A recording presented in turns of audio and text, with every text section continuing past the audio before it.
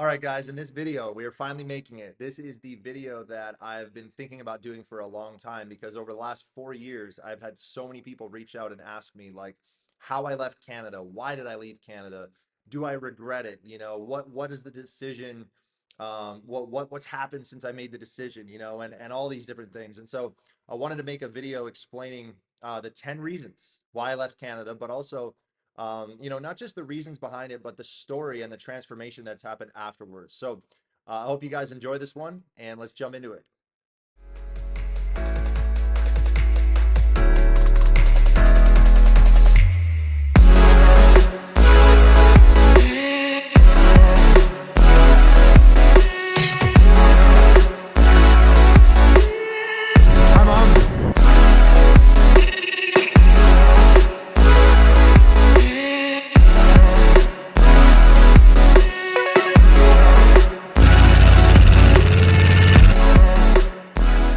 All right, so first off, I love Canada, all right, but loving it and liking it are two different things. And I've always had a mindset of resilience and adaptability.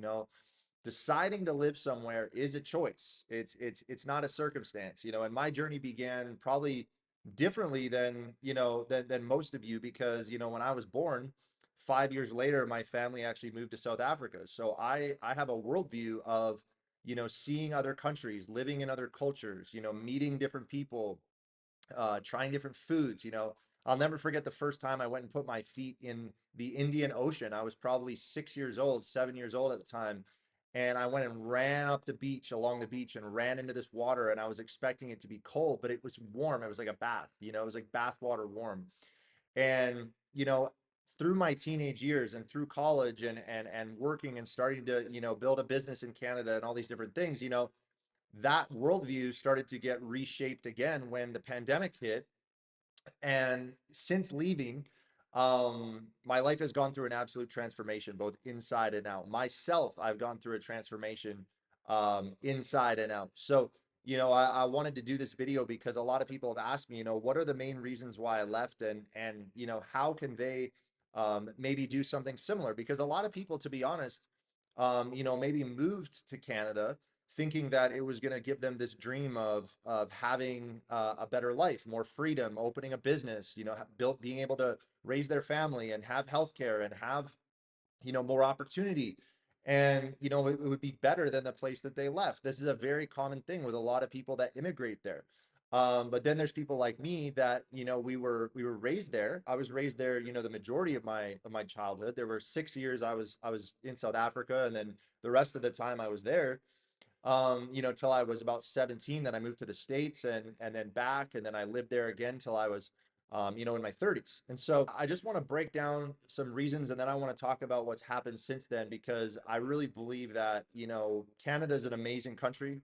It's a country that was built on the right foundation, but there have been things that have happened over the last, let's call it the last decade, that have just made a lot of people like me question, like, do I really want to be here, and do I really want to raise a family here? But let's break it down one by one. Okay, so number one, is probably the one that you were thinking right off the rip, and that's the weather, right?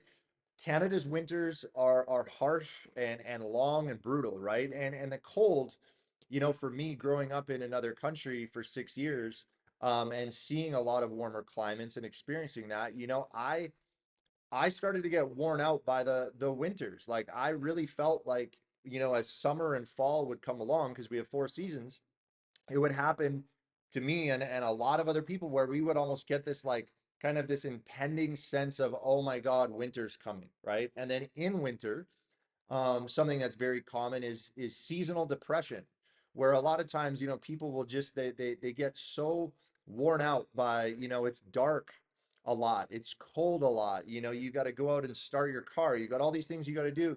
And ultimately for me, I was like, I want to live somewhere where I feel energized and I feel alive. I want to live somewhere where I can go outside every morning and I can get sun on my skin every day, where I can put my feet in the grass and I can put my feet on the surface of the earth every day.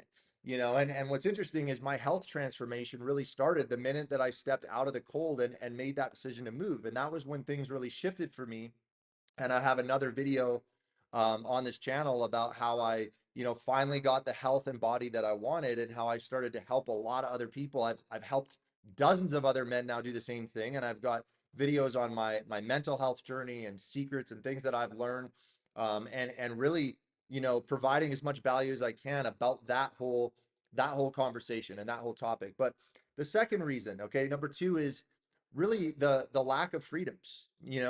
Restrictions have become tighter and tighter over time, especially during the pandemic. Things just got crazy. And, it was 2021, and I'm looking around and I'm going like, I don't want to wait until it gets so bad that I'm not even allowed to travel. And sure enough, that did happen. But I left before that came to be, in that time period. But I just want to talk about restrictions in general. Like, I feel like the freedoms in Canada are becoming more and more limited, especially someone's own personal choices. And for me, like, leaving really gave me more freedom to decide what's best for me, and also decide what's best for my future family. Because believe me, I want to have children. I want to raise a family. I want to have a life where we have options, and where we have freedom, and where we can enjoy our life, and where we can have opportunity. The third reason is rising taxes. Taxes have been going up and up and up and up. Like, someone posted the other day on Facebook, that all the breakdown of the taxes. Like, you get taxed on the money you make, and then you get taxed every time you spend money. And it's like, the more money that you make, the more money you get taken away from you. And these, for small business owners and entrepreneurs like myself, the question is always, how do I save money on taxes? And I heard a long time ago, the reason why, some people in the world never become wealthy, and some people, do become wealthy, is because of the amount of tax they pay over their lifetime. It's interesting to look at, well, it's an extra 5%, or it's an extra 7%, or it's an extra 20%. But if you look at over the span of 30 or 40 years, and you look at the amount of tax that you pay, this is a absolutely this is a game changer when it comes to what you can do in your lifetime, and what you can provide for your family, and what you can leave to your kids and leave to your family. And since leaving, I've been able to keep way more of my money. I've been able to reinvest in travel, and in my health, and in education and coaching and mentorship, and learning how to develop myself, but also reinvesting into my business. The fourth one is cost of living, right? Housing in Canada has just gone crazy. People are always reaching out to me saying like, dude, I can't even find an apartment. More and more people, even, millennials, are like moving back in with their parents. It's crazy. Like, people can't afford to live. And the bills that people are paying on a day-to-day basis, things like, groceries. Like, my sister sent me a screenshot from Costco of three steaks, and it was almost $100. Three ribeyes, $100 at Costco. And I remember being home last year and going and just seeing not only the price of groceries, or the price of food, but like the things that people are obligated to pay. Like, you don't have a choice. And when the cost of living has gone up so much, it really made me question, like, what quality of life do I want to have, right? And how high is the quality of life that I want to have? That's really, honestly, the first kind of major theme. But then also, it's like, how much do I want to spend on my day-to-day expenses? Like, what do I want my monthly expenses to be? Because these two things are questions that I think everyone who's, especially an entrepreneur who's starting a business or building a business like me, it's like, do you want to have a cost of living, a monthly, a monthly base that's 5,000 or 6,000 or 8,000 or $10,000 a month? Or can you live somewhere where you can have a high quality of life, a very high quality of life, with lower expenses? It just makes sense. And I think that we're in 2025. I think that these are things that we can ask, and these are questions that are fair questions. The fifth one is declining quality of life. Declining quality of life, like healthcare, right? Schools, the standard of living. The Canada used to be great in these areas, but it's really started to slip. And I've noticed, even just for myself, as far as the experiences that I've been able to have, the healthcare that I've been able to have. Even when, I mean, I'm rarely ever sick. Like I almost never have to go to the hospital. I think I went to the hospital in Costa Rica, went to the doctor because I had an ear infection. And I had to get, something for that. I had to see a doctor for that. And you go into these very beautiful clinics, very modern, these healthcare facilities that are built state of the art and clean and inexpensive, and I mean, I was just home last year, and one of my family members had to go to the emergency room for something going on with their heart, and they ended up waiting over 12 hours in an emergency room for something that was literally, life and death. It was a heart issue that should have been seen right away, but they're like, no, you got to sit here. And then they were charged a fee. And it's like when you really think about, okay, what happens if you get sick, or what happens when you get sick, or when you get injured, or when you get hurt, or maybe it's a family member, or a kid, or a parent, or an uncle, or an aunt, or something. It's like these are things that we used to brag about in Canada, that there was the best healthcare in the world, but that's no longer the case. Other things as far as quality of life. I mean, quality of life to me is waking up every day in a place that you want to be, right? Waking up and having a climate that you actually want to, you want to live in. You're in an environment that you want to live in, quality of food, quality of, just even just the people around you. Like, are they happy? Are they excited? Are they people that have a zest for life? Are they people that, they're on a frequency that makes you want to just go like, dude, I want to become the best I can be. I want to go all in. And, you know, I want to give a shout out to the people that are in Canada that are that way, and my friends and people in my network, and phenomenal individuals that I follow on social media, and people that I know that really are some of the coolest, dopest people that you'll ever meet, that are there, and they are building their businesses, and they are getting better each and every single day, and they're making the world around them a better place, and they're showing love to the world and adding value to the world. And so shout out to you guys, because I know there's hundreds of thousands of you, probably millions of you like that are there, and I know a lot of you guys. But here's the thing: quality of life has been declining, okay, over the last decade. Now, sixth one is food quality, and I already mentioned this, but food quality, like, I have to tell you, like, here in Boquete, the food is so good. You have grass-fed, grass-finished beef. You have raw milk, raw cheese, raw dairy, fruits, vegetables, that are not sprayed with chemicals. You have bread that's made, in a local fresh bakery with fresh ingredients. You go to a pizza shop, and it's like they're making everything fresh with local ingredients. I remember going home and tasting the fruit and it having no flavor. It literally tastes like chalk. I remember looking at just the quality of, like, if you look at what's going on in the US, right? Look at America and look at the quality of food in America. And there's people like Saladino and Gary Brecka and all these guys that are talking about, how enriched and fortified foods, that were sprayed with folic acid, that have become, something that has created the ADHD epidemic in the world, right? And then you look at when these things were implemented, when the addiction engineers that used to work for the cigarette companies went to work for the food companies, and then all this food started to make people sick, and you have this rise of chronic disease, right? Like, over 50% of the population in North America is pre-diabetic. That's insane. But you look at the correlations between food and nutrition and chronic disease, or people coming down with illnesses, or people getting diagnosed with illnesses and then getting put on medications. All this stuff comes back to the food, right? Doctors and the medical community have used prescriptions and used drugs and created drugs and things to help people through this stuff, or to say, well, you have this, now you need to take this. But the reality is, it's a nutrition deficiency. And when you heal your gut, right, and you have a healthy gut, like, all of everything starts here and then goes up to here, right? So if things like mental health, things like brain fog, clarity, energy, things like happiness, just feeling good, serotonin, feeling like, you can wake up in the morning and be in a good mood, and not have this fluctuating, mood, and you're not all over the place mentally.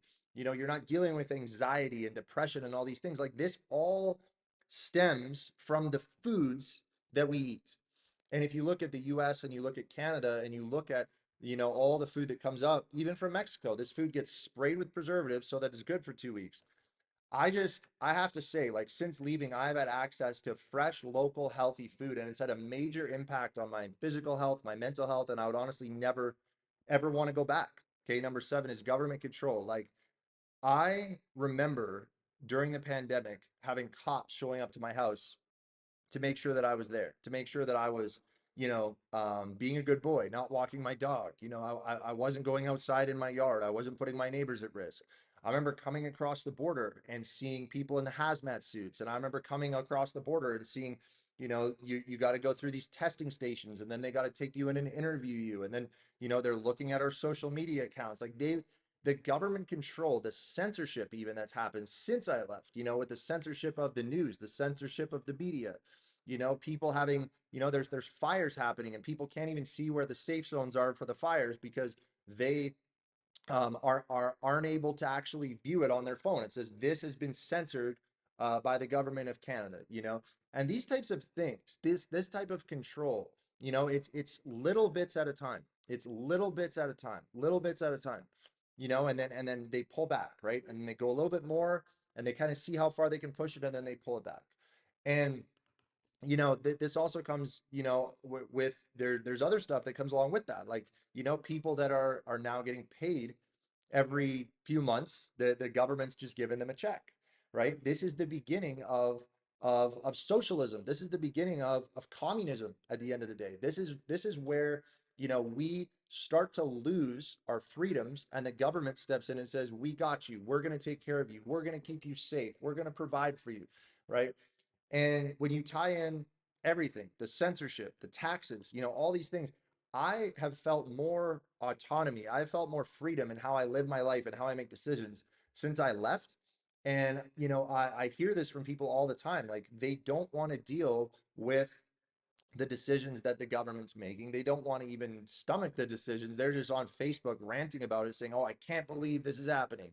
You know, but again, to my point earlier, like, where you decide to live is a decision. It's not, you're not a victim of circumstance. And in today's world, there's more opportunity than ever to, make money online, make money on YouTube, make money on Instagram, make money with your social media, put yourself out there and find a way to develop a business, develop a skill set, develop the right mindset, and learn how to do something that can actually give you the opportunity to go out and live where you want to live. I remember, being in the worst shape of my life. I was in the worst shape of my life physically, mentally.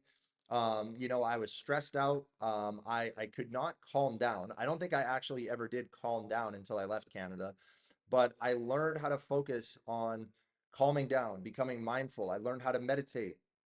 I learned how to live healthier. I started having even a more active lifestyle because I was outside way more and I was spending more time doing the things I wanted to do, but my energy increased, right? And allowed me to also really dive more into personal development and personal growth, and not just learning, but applying things because I was, my health was getting better and better and better. But the health concerns for people living in Canada are real, and their chronic diseases is crazy. People, depression and mental illnesses that people get diagnosed with, and then they get put on these drugs. It's like we have to, we really have to change this. Like, we really have to start speaking out about this. There have to be people that say, hey, listen, like, we cannot continue in Canada the way things have been going. We cannot continue. And instead of just putting a band-aid on the problem, going to the root of it and going to the source of it, and for me, I had a lot of concerns about this. And I noticed, you know, we would be feeling something or something would be happening, health wise. And then all of a sudden we go to Mexico and the symptoms would go away, right? There'd be no symptoms. There would be no, you wouldn't feel sick. You wouldn't feel that way. Even mentally, you would feel different, right? And then you fly back and you go from 30 above to minus 30, and all of a sudden it's like, oh, you're buying cold FX. Now you're, trying to make sure that you're trying to prevent, stuff when really, you should just be, you shouldn't have to be always on the defense. It's like you're always on the defense. Oh, I can't get sick. I don't want to get sick. Oh, I might get sick. Oh, it's that time of year. Oh, it's flu season. Oh, it's cold season. Oh, it's winter time. Like all this stuff. I was just tired of it. Okay. So number nine is where I want to raise my family. I look at all these things and this whole combination and this whole formula of everything together, and I go, I want to raise my kids in an environment where they can grow up and they can thrive. They can be free. They can embrace opportunity. They can go play outside. They can enjoy being a kid, just like I did. And Canada's great. Okay, don't get me wrong, but I wanted a place that was better suited for my family and for my kids to grow up. And I have to be honest, I'm excited because I actually now have found that place and I found a community that I want to raise a family in, and I am super, super excited about that. But this was a major thing for me as well that I thought about all the time. And all right, the last one, and we're gonna wrap this up, is adventure and risk versus reward. Okay, so for me, I always wanted to live a life of adventure. I wanted to live a life of growth and challenges and something that would, an environment that would push me to step outside my comfort zone, and I want to talk about the rewards of that. The rewards really have been incredible. New connections, a new network, new opportunities. Learning new sports, learning new things. I'm working my way through learning a new language right now. I'm tapping into different communities and different groups of people and different cultures. And it's been, honestly, guys, has been the best decision of my life because it's not only allowed me to become healthier and to grow and to have that life of adventure and to step out and take some risks and see the rewards, but it's also allowed me to start helping other people to do the same thing. And I'm just grateful that, honestly, I'm grateful for the pandemic. I'm grateful that there was, that time that we all went through, because it pushed me to step out of my comfort zone and it pushed me to make this move and make this decision, and I've never regretted it for a minute. And so, I'm happier, I'm more at peace, and not that I wasn't happy before. I wasn't absolutely miserable before, but I just didn't know what I didn't know, because I was like, you know what, I'm never, I'd almost made up my mind that I had to stay there forever. But when I got the opportunity